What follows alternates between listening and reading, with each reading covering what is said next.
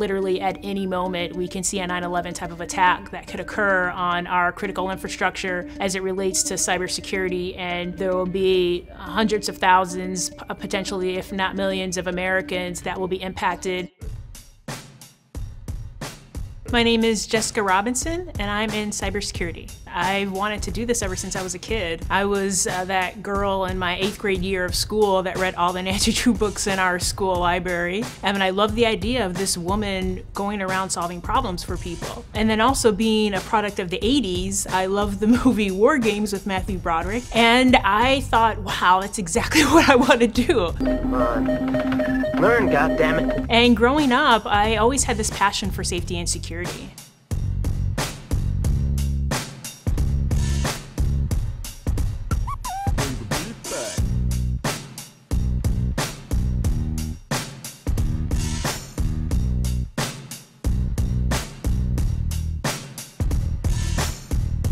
Two ways that we're seeing hacks impact us today is one through the hacking group Fancy Bear, which is a Russian-sponsored group, which is known for attacking Microsoft-hosted sites. And this is specifically targeted at conservative groups in the United States, particularly related or involved in some way with different organizations that are supporting the midterms that are taking place this year. Another type of group is that is known for hacking, or an individual, is Guccifer 2.0. And this person is more known for the attacks against Hillary Clinton and the Democratic National Convention in 2016. And specifically the taking and hacking of those emails and releasing them to WikiLeaks, making them public for the world to see.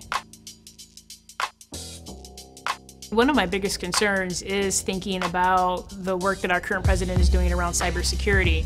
It's pretty well known in public that since he's taken office that cybersecurity has not been a focus, but also that different public sector committee groups and advisor groups that were initially established under the previous administration have either been disbanded or individuals have left because of a lack of focus on the topic. It's something that definitely raises a red flag, because when your team is also feeling concerned and not feeling there are enough security measures in place to not only protect them and their institution, but protect all of America. Hundreds of thousands, potentially if not millions of Americans that will be impacted through not having electricity or not being able to get to work, or in many other ways not being able to access fresh food, fresh water, because enough attention hasn't been paid to this issue.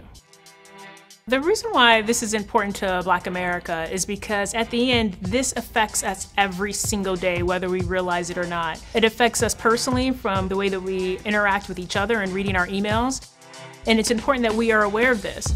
All of the products that we're using are more and more becoming Wi-Fi enabled. And so we want to be able to know how to protect ourselves. So whether it's the pacemaker that's in our heart, whether it's a diabetes monitor, whether it's our bank accounts and wanting to protect the money in our bank accounts. These are all things that are really important for us to be able to know. Particularly as a woman of color in this field, it would be wonderful to see more people of color that are really leading the way in regards to cybersecurity, and not only in America, but also the world. Believe it or not, I have a twin sister who is also in this area and wanted to do the same thing, and she works for the federal government. We just kind of came in, I truly believe, into this world just really with this passion of wanting to protect people and wanting to support people.